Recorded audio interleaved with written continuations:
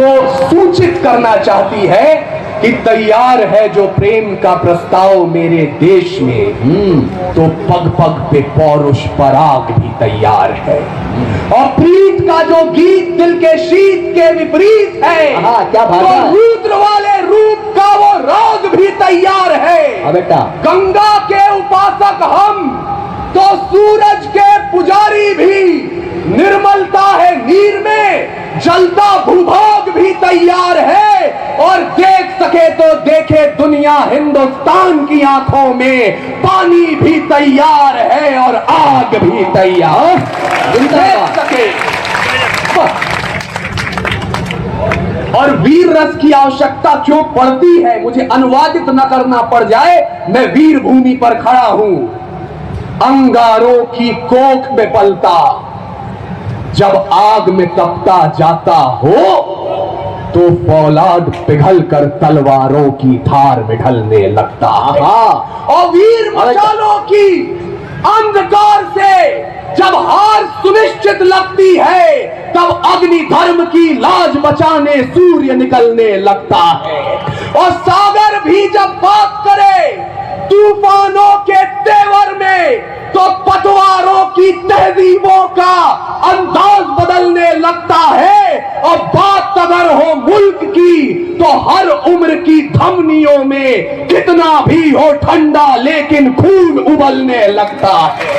कितना भी जिंदाबाद, वाह पूर्वा, खून उबलने लगता है।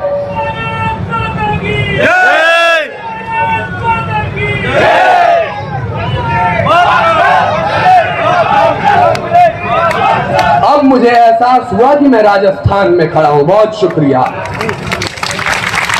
वाह जिंदाबाद, ये सुनता है 12।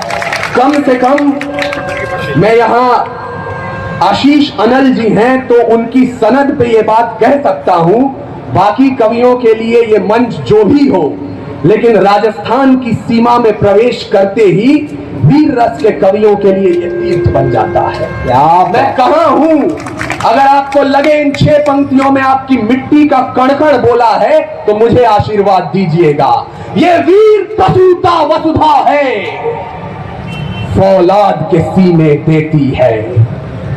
खून पिलाकर देखो इसको, अमृत पीने देती है। क्या वीर प्रसूता वसुधा है, फौलाद के सीने देती है। खून पिलाकर देखो इसको, अमृत पीने देती है। इस चंदन रूपी मिट्टी का परिचय पूछो वीर के मस्तक से, ये लाल रंग की भेंट चढ़ी है हर बार युद्ध की दस्तक से।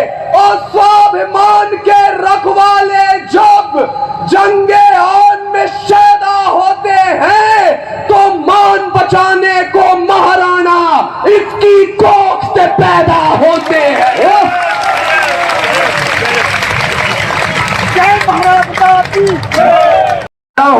अपना तर्क प्रस्तुत कर रहा हूं और मुझे बताइएगा कि कम से कम राजस्थान की नौजवानियां ये जानती हैं कि खुदा ने अगर दिल में इबादत के लिए इश्क दिया है, तो रगों में इंकलाब के लिए खून भी दिया है। जिंदाबाद अपूर्व। ये कमसिन सी कलियां, ये महकती हवाएं, ये पायल की छमछम जो पास बुलाएं, ये रुखसार की लाली, ये जुल्फों के साए, ये कमर की लचकन, ये गुंजित सदाएं, ये मोहब्बत की बातें, ये महबूब की यादें, ये बुझते चरागों को बेशक हवा दे। इन्हीं की बदौलत है महफिल में रौनक, इन्हीं से वफा की अशरफी दमकती, इन्हीं से हिज्र की रातें हैं कटती, इन्हीं से जवानों की आंखें चमकती। ये इश्क सवेरे की आस में है और रातों को जुगनू की तलाश में है। पर हमें आग पीने दो जिंदा जवानों की, जुगनुओं पे हमको भरोसा नहीं है। और लड़े हैं सदा ही मशालों को लेके, अंधेरे को हमने भी कोसा नहीं है। न आंखों को झीलों से तशबीह दी है, न जुल्फों को बादल का नाम दिया, न मुस्कान को उनके है चंदा कहा, न रातों की बाहों को जाम दिया। जवानों के हाथों की उल्टी तरफ को शमशीर ही दी है, गुलाब नहीं। उनके नहाने के बाद भी पानी को पानी कहा है, शराब नहीं। नहीं, हम ही है राणा और बिस्मिल भगत। यूं ही रूप अपने बदलते रहेंगे और भारत को उजाले की पड़ी जो जरूरत, तो चलते रहे हैं और चलते रहेंगे। जिंदाबाद अपूर्व, वाह यो, क्या बात। जलना अच्छा लगा आपको? मजा आ गया, मजा। चलिए आप ये भावनाओं का हम सम्मान। वही थे जो कवियत्री को माला पहनाने आए थे। तो जलते रहे, बस हमने स्वीकार। क्या बात, मैंने कहा ये पारा ऐसे सुनता है कभी?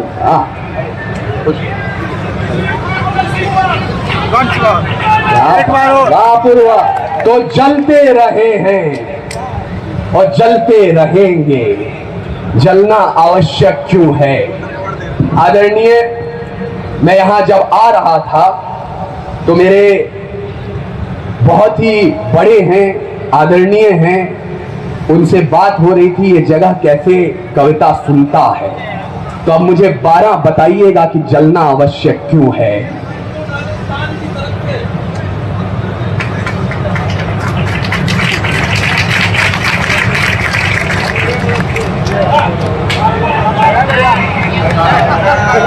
जलना आवश्यक क्यों है? पिछले 3-4 महीने पहले पूछकर लोगों को मौत के घाट उतारा गया। मैं मंच पर हूं तो अगर आप सपा का साफा या कांग्रेस का गमछा पहनकर आए हैं कुछ देर के लिए, उसे उतार दीजिए। क्या बात है, वाह। जरा इस बात पे भी ताली बजनी चाहिए। पहलगाम में गूंज रही जो बंदूकों की ताली है, ये भारत भू पर भारत मां के स्वाभिमान को गाली है। अरे प्रतिशोध का वक्त अगर है, बंद सियासी भाषण हो, वो श्रीनगर का आसन हो या दिल्ली का सिंहासन हो। जिंदाबाद, बाप आसन हो या दिल्ली का सिंहासन हो, याद रहे कि पंडितों का दोबारा ना निर्वासन हो। वक्त पड़े तो घाटी में फिर राष्ट्रपति का शासन हो। वक्त पड़े, क्या बात है, वक्त पड़े तो घाटी में फिर राष्ट्रपति का शासन हो। ये हमने लिखा ऑपरेशन सिंदूर के पहले। अब ऑपरेशन सिंदूर के बाद का रचयिता बोलना चाहता है। आखिर कायर राजनीति ने अलख जगाना सीख लिया, हमने सूनी मांगों पर सिंदूर लगाना सीख लिया। वो वक्त था बस मुल्क के नाम, रकीबों साथी साथ खड़े थे, हाथ का पंजा कमल का फूल साइकिल हाथी साथ खड़े थे। अरे लश्कर था जो तिरंगे वाला, जीत का जज्बा सहेजा था, हिंदुस्तानी बारूद तो हमने सिंदूर बनाकर भेजा था। वाह को हमने सिंदूर बनाकर, हाँ बेटा वाह, बहुत अच्छे, शाबाश। सिंदूर बनाकर भेजा था। लेकिन इसका मतलब यह नहीं है कि हम सिंहासन के चरण चुंबन की भाषा बोलना शुरू कर दें। मंच पर संपत सरल जी हैं तो सत्य की मशाल क्या होती है मैं उसका अर्थ समझता हूं, इसलिए बोल रहा हूं। सिंदूर के बाद 2 महिला सैन्य अधिकारी आपके टीवी स्क्रीन पर थीं। मध्य प्रदेश का कोई बदतमीज मंत्री उनमें से एक को आतंकवादियों की बहन बता रहा था। तो हम क्या बोले, कैसे चीखें, कैसे रोए, इस काव्य धर्म के रोने का तरीका देखिएगा। उन वीरांगनाओं में झांसी का किरदार दिखाई देता है, समर सोफिया में चंडी का अवतार दिखाई देता है। वाह वाह, क्या बात है अपूर्व, बहुत अच्छा। वीरांगनाओं में झांसी का किरदार दिखाई देता है, समर सोफिया में चंडी का अवतार दिखाई देता है। और जिसको भी सेना का पौरुष मक्कार दिखाई देता है, विधायक हो या मंत्री, हमको गद्दार दिखाए। और जिंदाबाद। अब मैं इस देश की भाषा बोलना चाहता हूं। एक निवेदन मेरा भी है, दिल्ली के दरबार से ऐलान युद्ध विराम का जब 7 समंदर पार से, अरे मोहम्मद गौरी की चालों से पृथ्वीराज फिर चला न जाए, हल्दी घाटी से मान सिंह वापस जिंदा चला न जाए, इसीलिए पड़ोसी पर भी टेढ़ी निगाह जरूर हो, चाहे विदेश के दौरों पर फिर 100 शशि थरूर हो, तिरंगे वाला जज्बा भी सीनों में सहेजिए, इस्लामाबाद से चर्चा करने आदित्यनाथ को भेजिए।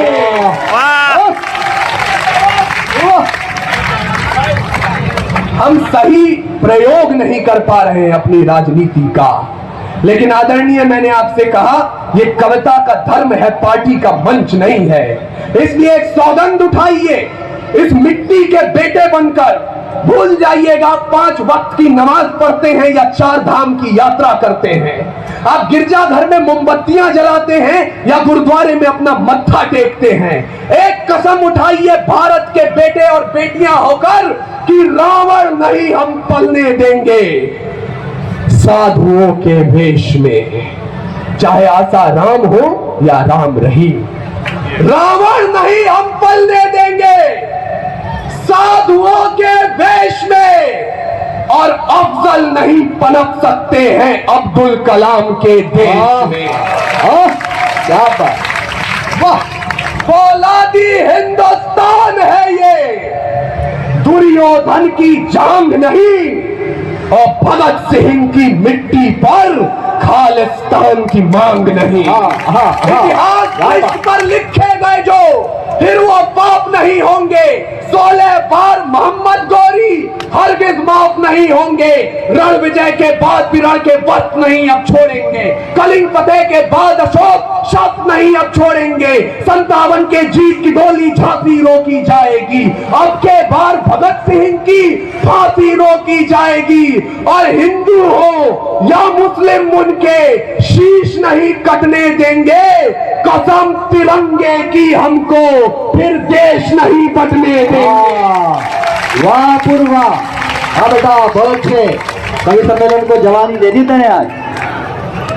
ये पूरे 12 के जो एक एक श्रोता की तरफ से माला है, पर तालियां एक एक श्रोता की चाहिए। और जोरदार, कमजोर है और जोरदार।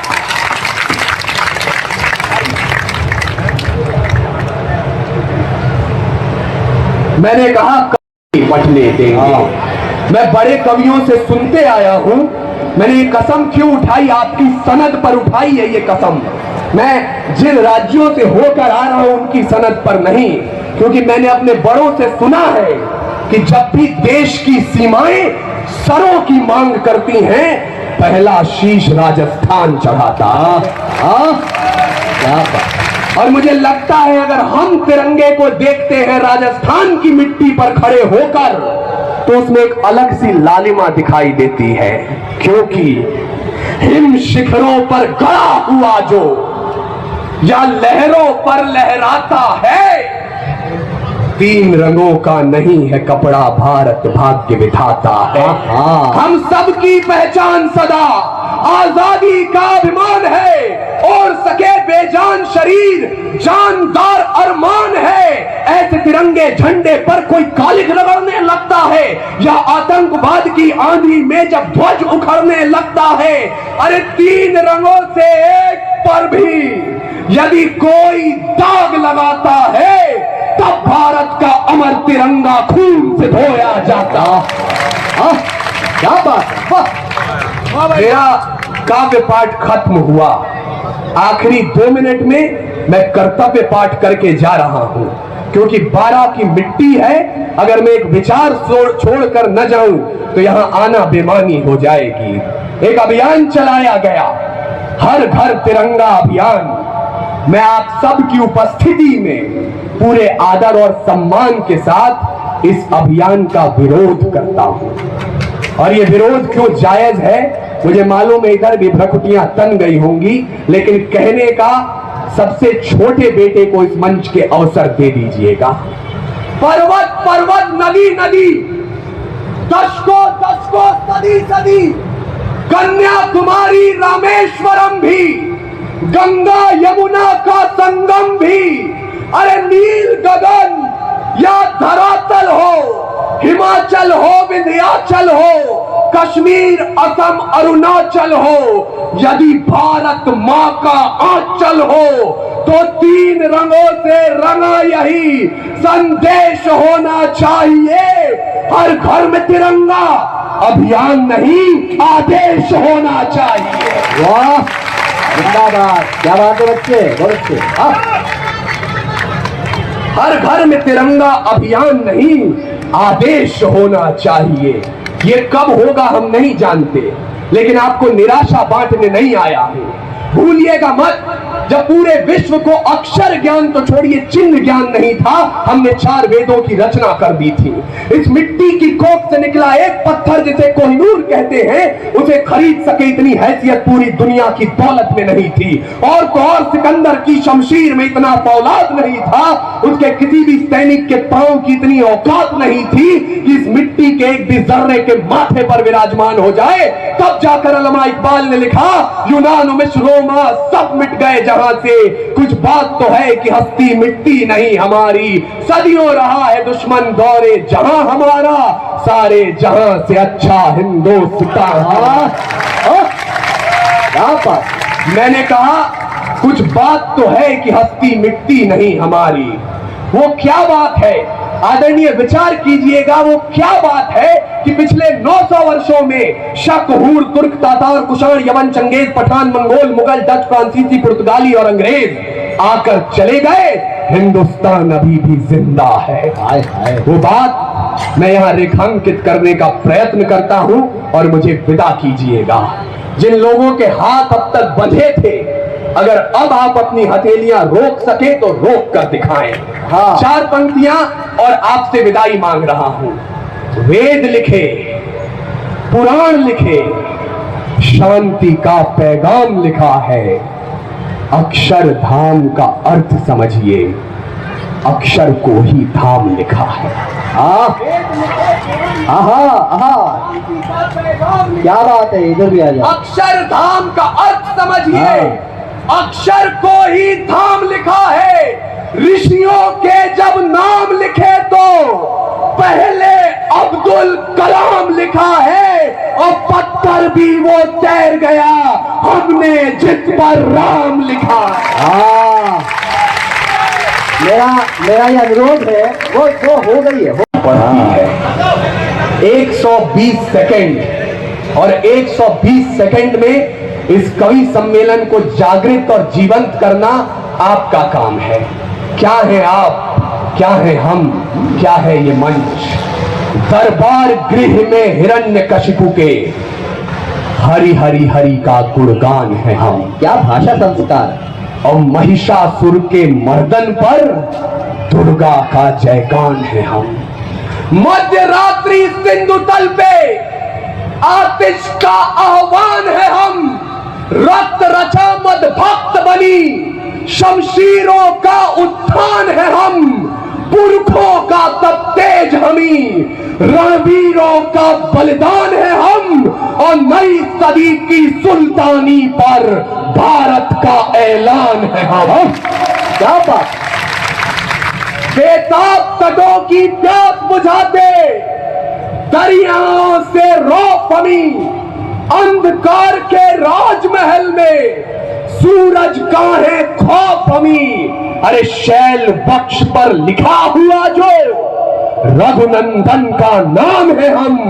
और महाभारत में धर्म की खातिर माधव का संग्राम है हम। जिंदाबाद। क्या बात है। मैंने माधव कहा, मैंने पांडव नहीं कहा, क्योंकि ये धर्म युद्ध किसी पार्टी के खिलाफ नहीं रहा है, किसी परिवार के खिलाफ नहीं रहा है।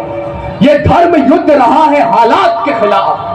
वो हालात जो जब बिगड़ते हैं तो गोंडा से आदम गोंडवी बनकर बोलते हैं, भुने काजू प्लेट में, विस्की गिलास में, उतरा है रामराज विधायक निवास में। वो हालात जो जब बिगड़ते हैं तो इंदौर से राहत इंदौरी बनकर बोलते हैं, हमें सूरज के घराने में रखा जाता है, उन्हें आखिरी खाने में रखा जाता है, जालिम को एजाज दिए जाते हैं, मजबूर को थाने में रखा जाता है। इस हालात को बदलना है तो 12 मुझे बताइएगा कि अब आप कविता सुनने के लिए तैयार हो चुके हैं।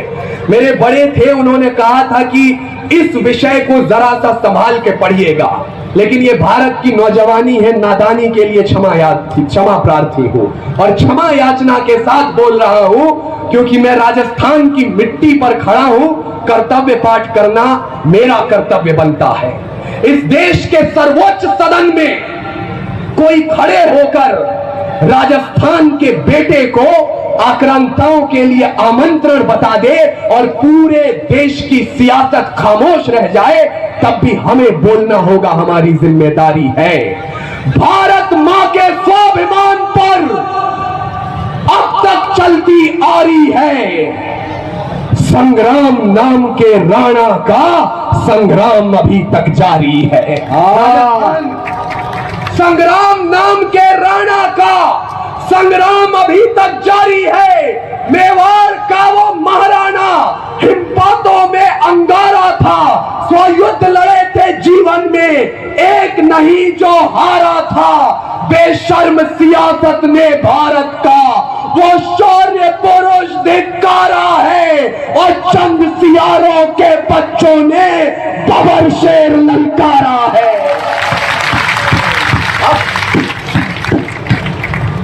और अगर आपको लगे कि 12 का जर्रा जर्रा ये जवाब दे रहा है, तो इन 6 पंक्तियों को 12 आप अपना जवाब बनाइएगा।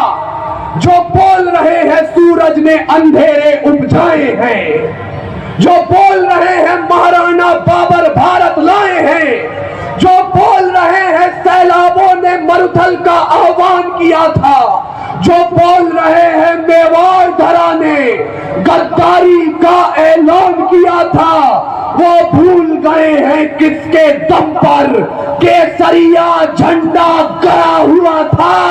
पुरखे उनके जिंदा थे क्योंकि रण क्षेत्र में राणा खड़ा हुआ था।